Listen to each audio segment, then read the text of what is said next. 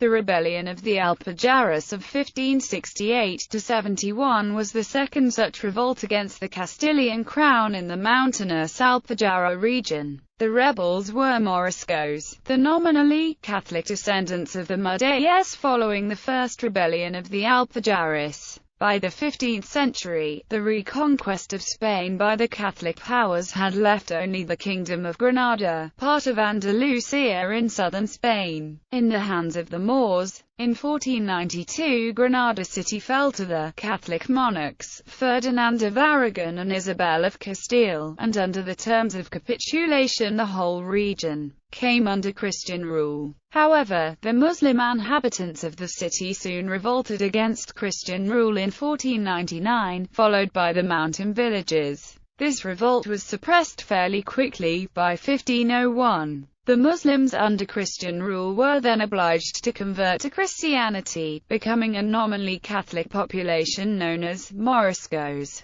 Discontent among the new Moriscos led to a second rebellion, led by a Morisco known as Iberian Peninsula, starting in December 1568 and lasting till March 1571. This violent conflict took place mainly in the mountainous Alpujarra region, on the southern slopes of the Sierra Nevada, between Granada city and the Mediterranean coast, and is often known as the War of the Alpujarras. Most of the Morisco population was then expelled from the Kingdom of Granada and was dispersed throughout the Kingdom of Castile. As this left many mountain villages in Granada almost empty, Catholic resettlers were brought in from other parts of the country. Between 1609 and 1614, the Spanish crown undertook the expulsion of the Moriscos from all over Spain. Very few then were taken from the Kingdom of Granada, as most of them had been expelled already. Background: Fall of Granada and the 1499–1501 Muslim revolts. The Kingdom of Granada was the last Muslim-ruled state in Spain. After a long siege, the city of Granada fell to the Catholic monarchs, Ferdinand and Isabel, in 1492. The Muslim population was initially tolerated under the terms of the Treaty of Granada. They were allowed to stay in their dwellings, to be judged according to their own laws. They would not be obliged to convert to Christianity. However, they did come under pressure to convert to Christianity, and growing discontent led to an uprising in 1499 in Granada city, quickly put down, and in the following year two more serious revolts in the mountain villages of the Alpujarra, the region below the Sierra Nevada. Ferdinand himself led an army into the area. There were also revolts in the western parts of the kingdom. Suppression by the Catholic forces was severe, with the most violent episode occurring in La Yarda Andarax, where 200 Muslims were burnt in the local mosque. This revolt enabled the Catholics to claim that the Muslims had violated the terms of the Treaty of Granada, which were therefore withdrawn. Throughout the region, Muslims were now forced to choose between conversion to Christianity or exile. The vast majority chose conversion and became known as Moriscos, or New Christians, though many continued to speak Andalusian Arabic and to maintain their Moorish customs. Causes of the Second Rebellion. In 1526, Charles I issued an edict under which laws against heresy would be strictly enforced. Among other restrictions, it forbade the use of Arabic and the wearing of Moorish dress. The Moriscos managed to get this suspended for 40 years by the payment of a large sum. Since now all remaining Moors were officially Christian, mosques could be destroyed or turned into churches. Their children had to be baptized, marriage had to be performed by a priest. There was little or no follow-up in terms of explaining Christianity. Indeed, the priests themselves were mostly too ignorant to do so. On the other hand, they punished Moriscos who failed to participate in Sunday Mass. Moriscos had to learn, in Latin, which would have been meaningless to them, the Lord's Prayer, the Ave Maria, the Credo and the Ten Commandments. Children had to be baptized and marriage had to be under Christian rites. Inevitably, tension built up. The Archbishop of Granada, convinced that the Moriscos were maintaining their customs and traditions and would never become real Christians, called in 1565 a synod of the bishops of the Kingdom of Granada. It was agreed that the policy of persuasion should be replaced by one of repression, and that the measures of 1526 should now be applied. This meant prohibition of all the distinctive Morisco practices, language, clothing, public baths, religious ceremonies, etc. Moreover, in each place where the Moriscos lived at least a dozen Old Christians should be installed. Morisco houses should be inspected on Fridays, Saturdays and feast days to ensure that they were not practicing Quranic rites. The heads of households should be closely watched to ensure that they were setting a good example. The sons should be taken to Old Castile at the cost of their parents, to be brought up learning Christian customs and forgetting those of their origins. Philip II, who had become king in 1556, gave his approval. The result was the Pragmatica of 1 January 1567. The Moriscos tried to negotiate its suspension, as in 1526, but this king was inflexible. A Morisco leader, Francisco Núñez Mully, made a statement protesting against the injustices committed against the Moriscos. Day by day our situation worsens. We are maltreated in every way, and this is done by judges and officials. How can people be deprived of their own language, with which they were born and brought up? In Egypt, Syria, Malta and elsewhere there are people like us who speak, read and write in Arabic, and they are Christians like us. The American historian Henry Charles Lee wrote, "The Moriscos had come to the parting of the ways. There was no middle course and they had the naked alternative of submission or rebellion." As the failure of their appeals became evident, the Moriscos of Granada began to prepare for rebellion, holding secret meetings in the Moorish quarter, the Albayacin. The authorities arrested Moriscos who they thought might be conspiring. They also made plans to expel Moriscos from the kingdom and replace them by Old Christians. After a year of fruitless negotiations, in 1558 the Morisco leaders decided to take up arms. Rebellion of 1568–71. In the months following publication of the Pragmatica on 1 January 1567, the Moriscos began to prepare their rebellion. Weapons, flour, oil and other provisions were stored in caves which were inaccessible and safe enough for 6 years. The principal leaders, including some from the Alpujarra, held meetings in private houses in the Albayacin, and from there issued their orders. At a meeting on 17 September 1568 it was proposed that they should elect a chieftain to lead the revolt. The rebellion started on Christmas Eve in the village of Besnar in the Lecrin Valley, when Hernando de Córdoba y Valle was named king. In a solemn ceremony, they clothed him in purple according to the old ritual for the kings of Granada, and many rich Moriscos attended, wearing black garments. He was chosen because he descended from the lineage of the caliphs of Córdoba, the Omeyyas, and he therefore took the Moorish name Aben Humayya. Numerous other places in the Tarjas of Orgiva, Poqueira, Uvales and other Morisco villages in the Alpujarra followed suit. The first action by the rebels was in Granada city. It was led by Aben Humayya's Grand Vizier, Farax Aben Farax, who on that same night of 24–25 December entered the Albayacin with a group of Monfis, outlaws who for one reason or another had left the villages, and roamed in the mountains. His aim was to persuade the Morisco inhabitants to join the revolt, but he had little success. Only a few hundred followed him. This failure in the capital had a decisive effect on the course of the campaign throughout the Kingdom of Granada. The rebellion took on a fanatic character, with the torturing and murder of priests and sacristans, the destruction and profanation of churches. In this the band of Monfils played a large part.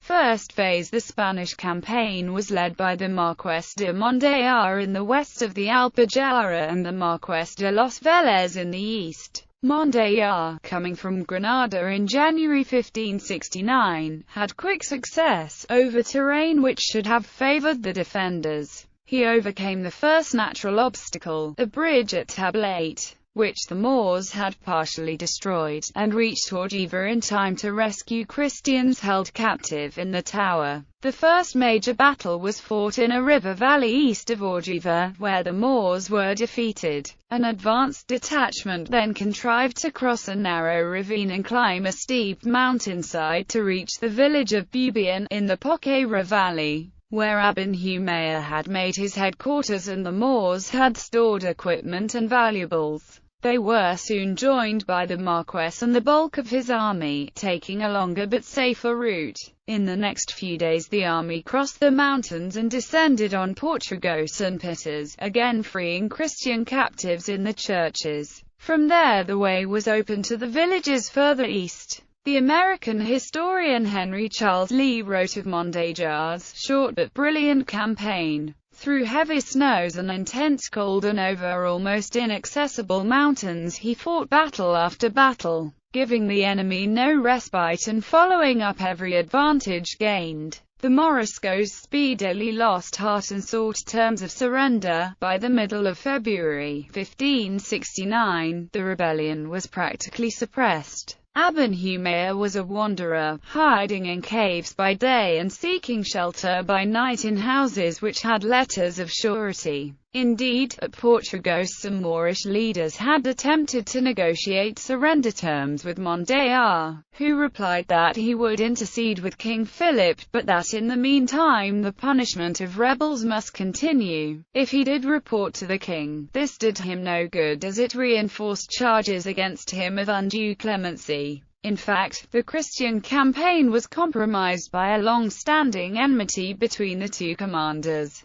and this was fomented by the Chancellery in Granada, which on several occasions sent complaints about Mondejar to King Philip. The subsequent campaign was marked by excesses committed by the troops. This was not a disciplined army but consisted largely of untrained volunteers, who were not paid but counted on the loot they could gather. The chronicler Pérez de Hitar wrote that half of them were the worst scoundrels in the world, motivated only by the desire to steal, sack and destroy the Morisco villages. There were also many acts of vengeance by Moriscos against Old Christians. Some priests were flayed alive, being reminded of their severity towards those who did not attend Mass, to women who would not uncover their faces, and generally to those continued practicing their old rites. Churches were systematically set on fire and looted, likewise the houses of the priests and those of Christians in general. Both sides sold as slaves many of their captives.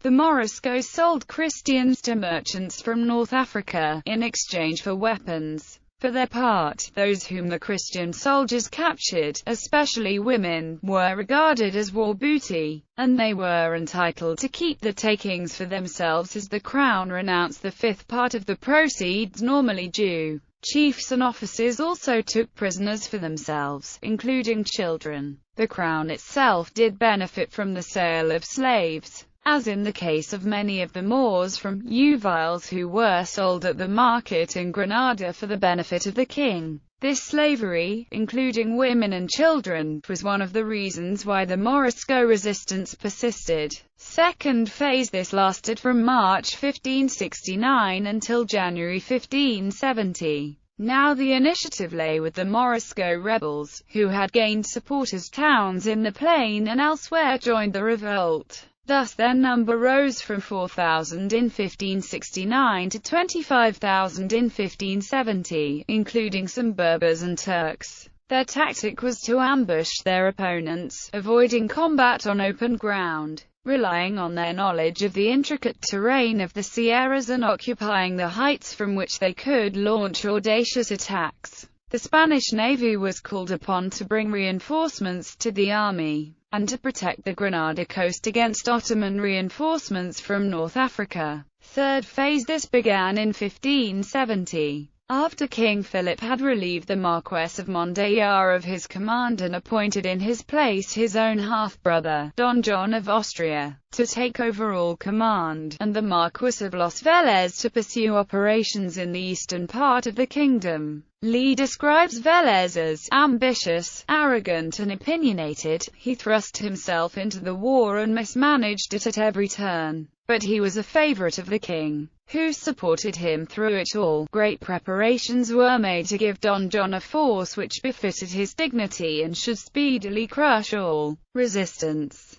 The towns and cities were summoned to furnish their quotas, and the Spanish ambassador at Rome was ordered to bring the Italian galleys to Spain, to aid the home squadron in guarding the coast and intercepting succors from Africa, and also to convey the tertio of Naples. This was a big mobilization to deal with a revolt by a mountain people, with no military training nor organization, and ill-equipped with weaponry. But King Philip was obsessed by his troubles abroad and clearly felt he had to eliminate this problem on his doorstep. An Ottoman fleet was raiding the Spanish coast, and it had captured the Balearic Islands in 1558. In the Spanish Netherlands, the preaching of Calvinist leaders had led to riots in 1566 and to open warfare in 1568. Philip did not want trouble in his own backyard. Moreover, like Catholic leaders everywhere in Europe, he was determined to stamp out heresy of all kinds, and the Moors had by now been formally classified as heretics. Don John arrived at Granada in April 1569. Returning to Lee's account, conflicting opinions led to prolonged discussions during which nothing was done. The campaign went to pieces. The pacified Moriscos, reduced to despair by the withdrawal of Mondéjar, sent back their safeguards and withdrew their oaths of allegiance, and with them went many places that had previously remained loyal. Granada was virtually besieged, for the Moriscos ravaged the Vega, the plain, up to the gates. The rebellion, which had hitherto been confined to the Alpujarras and Sierra Nevada, spread on the one side to the mountain of Almeria and on the other to those of Malaga. The whole land was aflame, and it looked as though the power of Spain was inadequate to extinguish the conflagration. In an attack on Albañuelas, the Spanish troops killed all the men who did not escape and brought back 1,500 women and children who were divided among the soldiers as slaves. In October that year, the king proclaimed a war of fire and blood, no longer just a matter of punishing a rebellion. He also gave free rein to the soldiers to take whatever plunder they could find, whether slaves, cattle or property. In January 1570, Don John launched his new campaign with a force of 12,000 men. Another contingent led by the Duke of Sessa had 8,000 foot and 350 horse. There was renewed fighting in the Pitas Poqueira area in April 1570. As the campaign went on and villages were captured, the Catholic forces were much reduced by desertions. On the 10th of February, after a 2-month siege, Don Juan conquered Galera and ordered its destruction. In March he took Serran, and at the end of April he headed for the Alpujarra, setting up his headquarters at Pajules. There he was joined by a second army under the Duke of Sessa, which had left Granada in February and had crossed the Alpujarra from west to east. At the same time, a third army had come from Antequera to reach the Sierra of Bentomize, another focus of the rebellion. At the beginning of March, fourth phase, this lasted from April 1570 until the spring of 1571. Catholic forces were greatly reinforced with infantry and cavalry.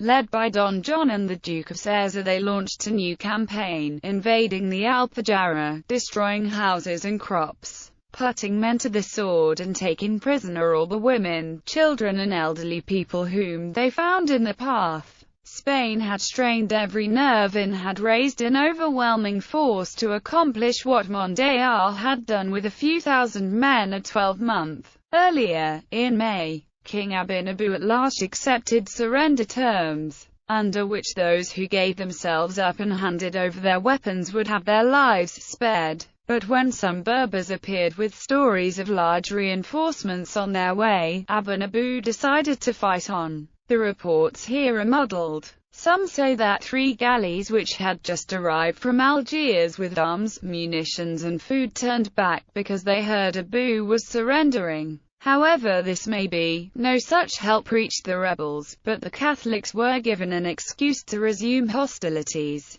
The Sierra, in September 1570, was attacked simultaneously from both ends with a war of ruthless devastation, destroying all harvests, killing the men and bringing in women and children by the thousand as slaves. What few prisoners were taken were executed or sent to the galleys. This advance by the royal troops opened a breach between those of the Moriscos, who wanted to continue the fight, and those who argued for seeking terms of surrender. In May, following a meeting at Andarax, many rebels fled to North Africa. Soon afterwards, the leader of those who favored surrender, Hernando el Habaki, was executed on the order of Aben Abu. Although from October 1570 many Moriscos gave themselves up, several thousand went on fighting. Most of them took shelter in caves, but many of these died from suffocation when the Christian troops lit fires at the entrances. In 1571, John of Austria finally succeeded in suppressing the rebellion in the Alpujarra. The last rebels, after losing the fortress of Uviles, were killed in their caves.